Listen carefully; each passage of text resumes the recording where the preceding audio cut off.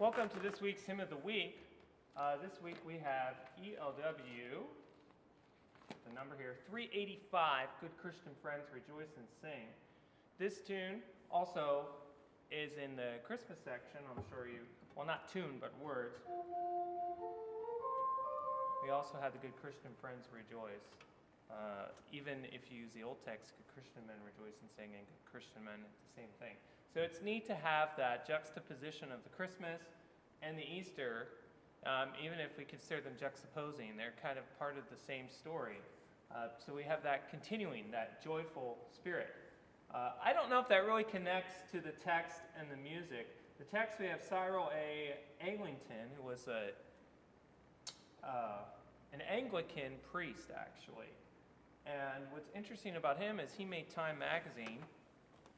Let's see what it was. June 29th, 1931. Time magazine called him an accomplished classicist, a witty writer, especially of light verse, and a priest of orthodox convictions. So interesting there.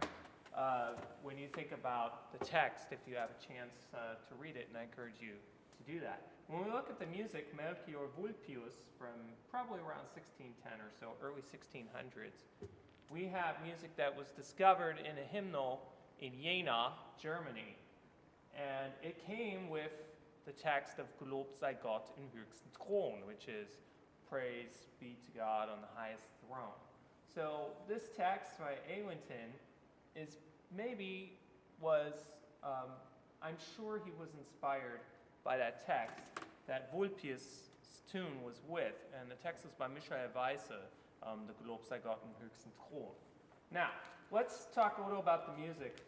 It's really interesting because it has that dance-like formation, and anytime we sing something in a C major scale, we just love it.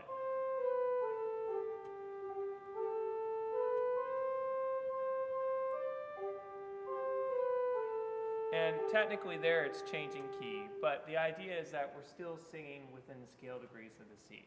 Except when we get to the Alleluia, and there's lots of different opinions on this. Alleluia, we have.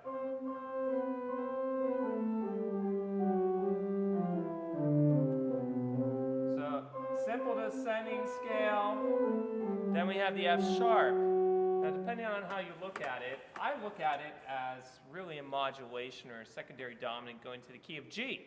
So, what that means is we have that twist, that excitement, that unexpectedness, and I feel like that kind of paints a little bit of the resurrection story when we're singing this hymn. Also, you could look at it as the tritone interval. Yes, that illegal interval, maybe you should Google it and look it up, and of 3 whole steps in a row.